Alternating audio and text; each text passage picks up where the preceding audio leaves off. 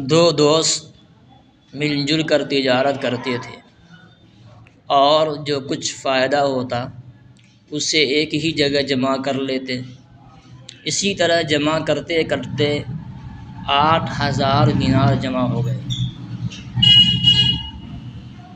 ان دونوں میں سے ایک تجربہ کار تھا اور دوسرا نیا نیا تجارت میں لگا تھا۔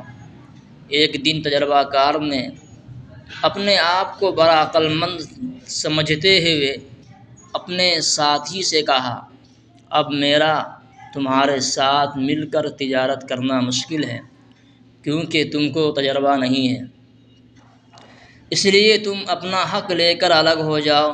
چنانچہ دونوں اپنا اپنا حصہ لے کر الگ ہو گئے۔ کچھ دن گزرنے کے بعد ایک بادشاہ کا انتقال ہو گیا۔ اس کے محل کے بکنے کا اعلان ہوا۔ یہ خبر جیسی ہی اس تجربہ کار شخص کے پاس پہنچی، اس نے فوراً بادشاہ کے محل کو 1,000 دینار میں خرید لیا اور اپنے ناتجربہ کار ساتھی کو بلا کر دکھایا اور کہا، یہ محل میں نے خریدا ہے، کیسا ہے؟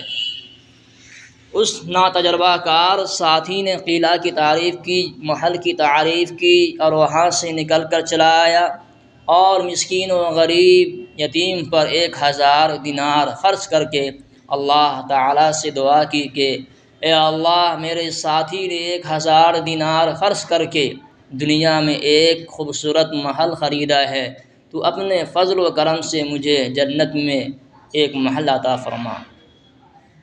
کچھ عرصے بعد اس تجربہ کار نے 1,000 دینار خرچ کر کے ایک خوبصورت عورت سے شادی کی اور شادی میں بھی اس ساتھی کو دعوت دی۔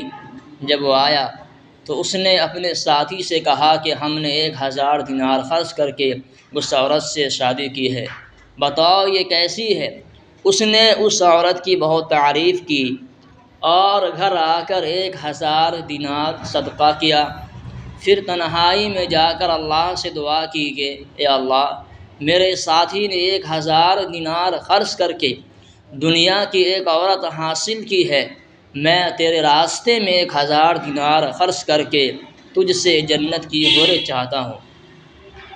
پھر کچھ دن کے بعد اس تجربہ کار نے 2,000 دینار میں 2 باغ خریدے اور اپنے ساتھی کو بلا کر وہ باغ دکھائے، تو اس نے ان دونوں باغوں کی بھی بہت تعریف کی اور یہاں سے جا کر 2,000 دینار خرچ کیے اور تنہائی میں اللہ سے دعا کی کہ اے اللہ، میرے ساتھی نے 2,000 دینار خرچ کر کے دنیا کے 2 باغ خریدے ہیں، میں تجھ سے جنت کے 2 باغ مانگتا ہوں۔